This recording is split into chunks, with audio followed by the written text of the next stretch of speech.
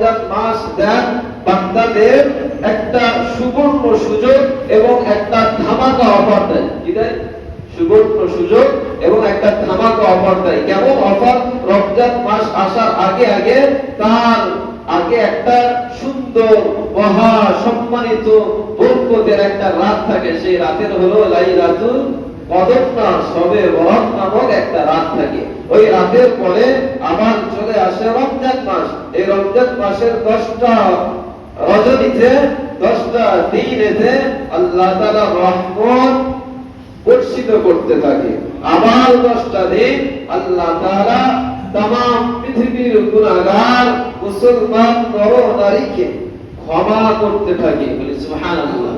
আবার 10টা দিন মহান আল্লাহ পাক এই পৃথিবীর শুরু থেকে নিয়ে শেষ পর্যন্ত যত মানুষ আছে তাদেরকে নাজাত দিতে থাকে মহান আল্লাহ তাআলা। সুবহানাল্লাহ। শুধু তাই নয়, এই নাজাতের 10 রাতের ভিতরে আবার একটি রাত রয়েছে, সেই রাতের নাম লাইলাতুল কদরের রাত।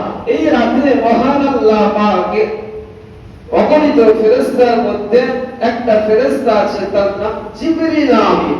সেই ফেরেশতা লক্ষাধিক কোটি কোটি ফেরেশতা নিয়ে এই দুনিয়ার জমিনে ছড়িয়ে পড়ে। তারা দেখতে থাকে কারা ইবাদতের মধ্যে মশগুল আছে, কারা জিকির আজগারের মধ্যে মশগুল আছে, তাদেরকে দেখতে থাকে আর তাদের প্রতি দোয়া আর রহমত আর শান্তির জন্য আল্লাহর কাছে ফরিয়াদ করতে থাকে ফেরেশতারা। সুবহানাল্লাহ। এই যে ধামাকা অপার সুবর্ণ সুযোগ আমরা পেয়েছি, আল্লাহর রহমত আমাদের উপর রয়েছে। আল্লাহর রহমত আমাদের উপর রয়েছে। আমরা চোখ খুললে দেখতে পাই চতুর্দিকে আল্লাহর নিয়ামতে ভরপুর। ঠিক না বেঠিক? আমাদের থাকার জন্য ছাদের প্রয়োজন, ওই ছাদটা রাখার জন্য পিলিয়ারের প্রয়োজন হয়। ঠিক না বেঠিক? এখন বর্তমান সময়ে যদি 5 তলা বিল্ডিং এর পিলিয়ার করতে যায়, এক একটা ওই পিলিয়ার 50,000-এর বেশি হয়তো কম টাকা খরচা হবে না, বেশি খরচা হবে। আর যে মহান আল্লাহ পাক পৃথিবীর শুরু থেকে নিয়ে শেষ পর্যন্ত সকলের জন্য ছাদ নামকটা করে দিয়েছে, সেই ছাদের নাম কি? আসমান, আকাশ।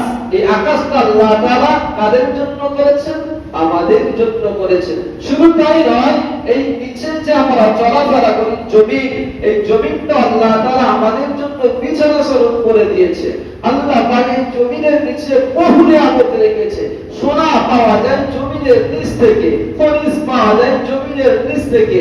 আবার কি হীরা, মুক্তা, জহরত, যত দামি দামি জিনিস পাওয়া যায় জমিনের নিচ থেকে।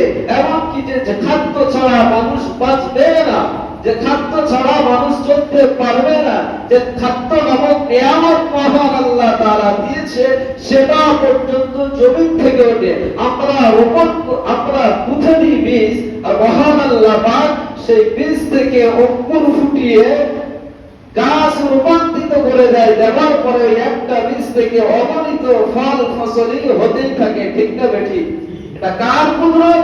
আল্লাহর কুদরত। ওই আল্লাহ বলে, বান্দা তোমার পায়ের নিচে আমি জমিনটা দিয়ে দিয়েছি, আর আসমানটা তোমার মাথার উপর দিয়ে দিয়েছি। জমিনের নিচে তামাম সম্পদ নিয়ামত রেখেছি, আর এই জমিনকে তোমার পায়ের নিচে রেখেছি। কিন্তু বান্দা এত কিছু রাখার পরে, জমিন তোমার পায়ের নিচে রাখার পরে জমিনের উপর তোমাকে রেখে তোমাকে সম্মানিত করেছি। বান্দাকে আল্লাহ সম্মানিত করেছে। তো আল্লাহ তাআলা বলছে, বান্দা তামাম কিছু যেমন জমিনের নিচে রাখা হয়েছে আর জমিনটা তোমার উপর রাখা হয়েছে, এমন একটা সময় আসবে যে জমিনের নিচে তোমারে যেতে হবে। ঠিক না বেঠিক? এই জমিনের নিচে আমাদেরকে যেতে হবে। আল্লাহ রাসূল সাল্লাল্লাহু আলাইহি ওয়াসাল্লাম বলছেন,